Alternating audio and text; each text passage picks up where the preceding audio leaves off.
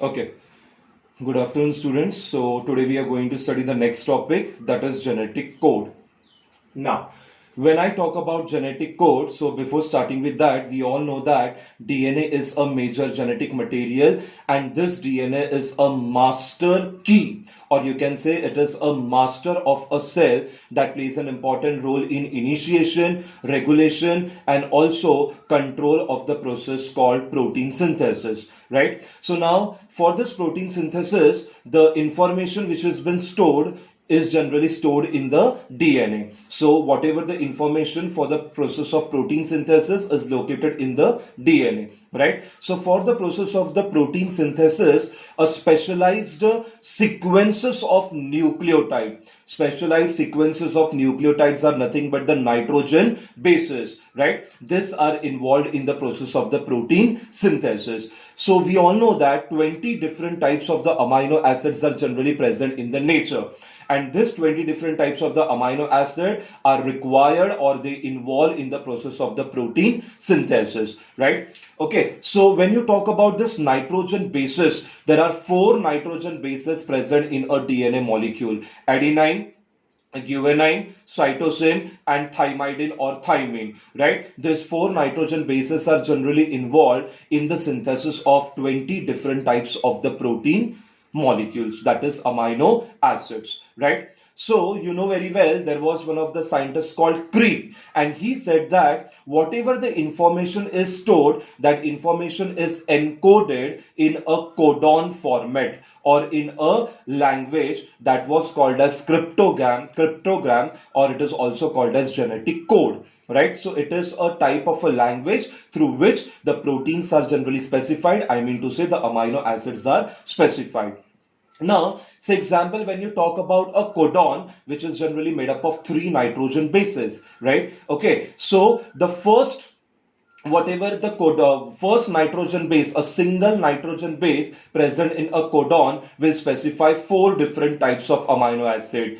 2 nitrogen base, that is a doublet codon, right, will specify 16 different types of amino acid. And when you talk about the 3 nitrogen base, that is nothing but triplet codon, will specify 64 different types of amino acid. So codon is a sequence of 3 consecutive nitrogen bases, right? Okay, so further we also can say about a scientist, that is, it is written here, that is Dr. Hargobind Khorana. He was the first scientist to develop a technique, right? Okay, he developed a technique for artificially synthesizing messenger RNA, right? Artificially synthesizing messenger RNA with repeated sequences of known nucleotide. From a repeated sequence of a known nucleotide sequences, he was the first scientist to develop a technique to synthesize artificially messenger RNA. So he made polyribonucleotide. He made a chain of polyribonucleotide sequences with a known repeated sequences of 2 or 3 nucleotide, right? Okay, so a polyribonucleotide chain was been synthesized using 2 or 3 nucleotide sequences. Say example, CUC, UCU, and CUC. These are the polyribonucleotide chains which are generally synthesized from 2 or more nucleotide sequences, correct? Okay, so now today we'll start with the topic, that is characteristic features of the genetic codon. I have written some of the features, you can just see here, I have highlighted up. So the first one, that is genetic codon, is triplet. The first is genetic codon is triplet. Now triplet stands for 3. A sequences of 3 consecutive nitrogen bases. A sequence of 3 consecutive nitrogen bases will generally responsible for specifying a particular amino acid. So triplet is nothing but a sequence of 3 consecutive nitrogen bases. That is generally called genetic codon is triplet. And this will specify a particular amino acid. Now, whenever the genetic codon is generally read, it has been read from 5' to 3' direction. Okay. So, genetic codon is triplet. That is a sequence of 3 nitrogen bases present will generally specify a correct amino acid. Total, if you can see, 64 codons are present, right? Out of that 64 codon, 3 are nonsense codon. Nonsense codon means they generally do not play an important role in protein synthesis, hence called as termination codon. So out of 64, 3 are nonsense codon. So remaining is 61 codon will specify 61 amino acid which are of 20 different type. Second one is genetic codon is non-ambiguous, right? One single codon will specify a single amino acid. A single codon will specify a single amino acid. That's why genetic codon is non-ambiguous, right? Third one, genetic codon is comma-less, right? Now here, genetic codon, when you talk about genetic code, it does not contain any kind of a gap or distance or punctuation marks between the consecutive nitrogen bases or codon, right? So there is no gap, there is no punctuation marks in between the consecutive codon. That's why genetic code is comma-less.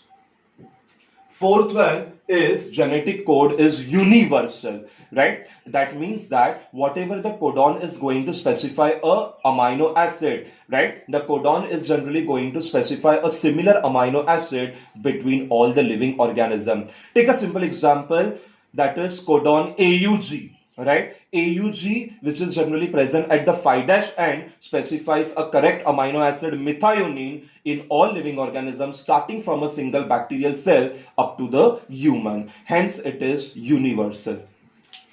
Next, genetic codon is non-overlapping. Right, genetic codon is non-overlapping. It means that a single base, right? A single base is a part of only one codon. A single nitrogen base is a part of a single, that is only a single codon. That is generally called genetic codon is non-overlapping. Adjacent codon will not overlap with the other codon. Hence, a genetic codon is non-overlapping. Right? Next one, genetic codon or genetic code has a distinct polarity.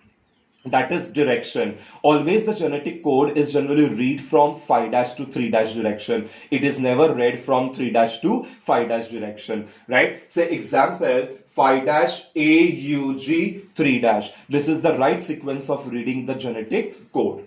Next one is initiation codon, right? Now the codon which is generally present at the 5' end is generally called as initiation codon, start codon or sense codon. Right? It plays an important role in the synthesis, or it plays an important role in the initiation of the protein synthesis, so called as initiation codon. Example AUG and GUG. These are the start codon which are present at the 5' end. AUG is responsible for synthesizing methionine and GUG is responsible for synthesizing valine amino acid.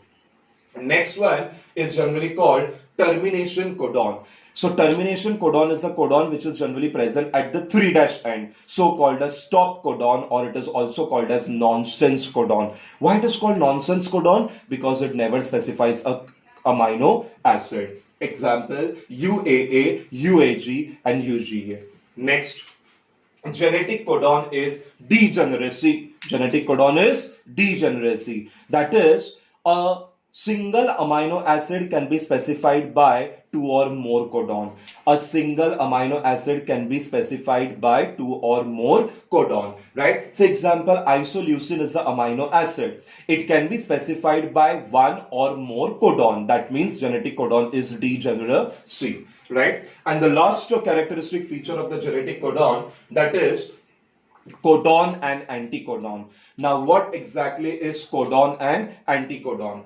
Codon is a part of a DNA. Anticodon is a part of a transfer RNA. Correct? Codon is a part of a DNA and anticodon is a part of a transfer RNA. Right? So when I want a codon to be read, example AUG, it is read as 5' AUG 3'. And whenever an anticodon is to be read, it is read as 3' UAC 5'. These are all the characteristic features of the genetic code or the genetic codon. Genetic code is triplet, genetic code is non-ambiguous, genetic code is commaless, genetic code is universal, genetic code is non-overlapping, genetic code has a distinct polarity, genetic code has initiation codon, it has termination codon, genetic code is degeneracy, and it has codon and anticodon. Thank you.